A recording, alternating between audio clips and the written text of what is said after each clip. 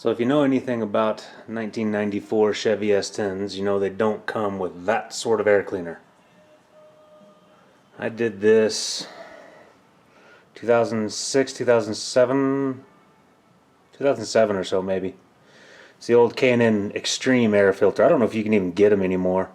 But the idea being with the cowl induction hood that I can get as much air as possible in from the top straight into the throttle body. That's also very dirty. I'd hate to admit exactly how long it's been since I've cleaned this, so I'm going to clean it today and then do something else. I'm going to borrow a trick from my dad, an old hot rodder's trick on how to take care of a air cleaner, air filter like this. Give it a little bit of a heat shield and splash shield. But yeah, you take yourself a baking pan that's slightly bigger around.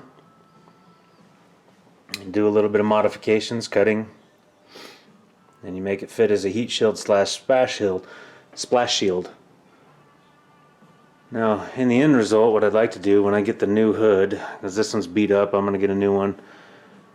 I'd love to be able to actually do some metal work in here to make it so it's cowl induction only, which means I'd have to do a little bit more. That's only 2 inches high. That filter's like 3 inches high.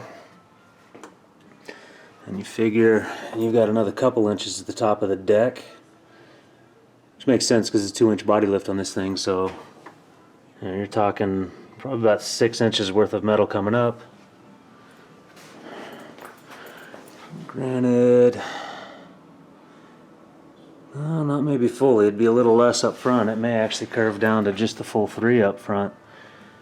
But yeah, matching all that up and actually make it full cowl induction so there's no air coming from anywhere within the hot engine compartment. That would be the end result. I'm not going to get that far today. Oh, I hate pine trees. That reminds me of the South. In Georgia they sell you stuff they call pine straw, which is nothing more than just raked up pine needles. But yeah. Tangent.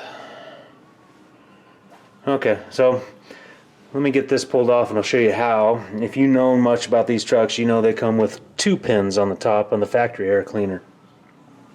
It's about 95 or 96. It came with a more modern style air filter cleaner that ended up with an air box over here and all that craziness, but this is old school. So there were 2 pins. Let me pull this off. I'll show you how I get it down to 1.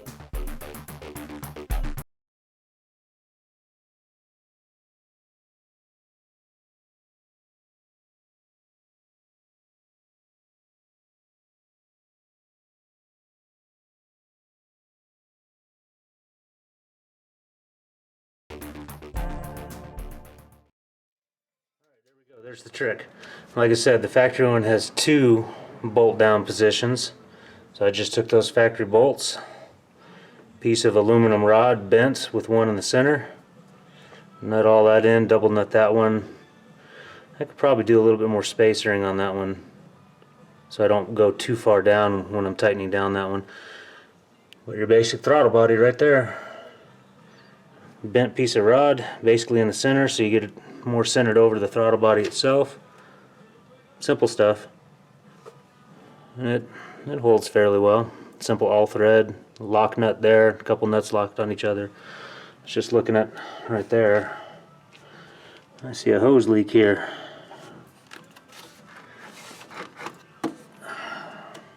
This radiator is a Summit race radiator with 2 Summit electric fans that work pretty freaking well. Keep this truck pretty cool. With that hose, obviously, I don't even know. I mean, the numbers are on there. You can see that kind down there is what I did have up here, but it finally gave out after years. Again, work I would have done, sheet metal and stuff like that all up here to keep it from drawing air from inside. But I'd done that work back in 2006, 2007. Like I said, this poor truck, I haven't been paying too much attention to it, so given how dirty this thing is, how much crap is in there, I'm going to clean this out. And get it all cleaned out, re-oil it, and then my plan, well, there's what that looks like. My plan is basically at this point somewhere to rivet in, and it does come down. Okay, so I do have to cut at least that far out, so the circle's got to be to there. You see that radius where it bends in? So that's what I'm working with. Let's get these filters clean and then I can play with the metal. It's a pretty cool kit though from K&N. Like I said, I don't know if they even make them anymore. But your basic, no, 2-3 inch. Oh, I don't want that one. That one's metric. Ooh, one-handedness. So yeah, about a 3-inch filter. Yeah, so a 3-inch filter with a fully exposed top. Should give you a heck of a lot more flow. In theory, between better flow on the intake and better exhaust. I got a Dynamax catback exhaust system on this truck that I did probably back in 2006, 2005. It's still hanging in there just fine. Should make this little engine breathe better. And it's the 4.3 liter V6, and they've always been a very good engine. I haven't had to do anything other than radiator hoses, belt tensioner. I think I redid the entire air conditioning stuff back in 2009 or so. As you can see, that's a condenser canister, isn't that what that is? That alternator sucks. It's a 75 watt one. I had a PowerMaster 200 in there for years, probably from 2005 on. But it's done for. I'm getting ADD. Let me get back to work. Let's clean this up, and then we'll work on cutting that up. Tools of my choice for cleaning and re-oiling: basic can of air filter oil, and then the K&N Power Clean. So usually does the trick pretty good. All right.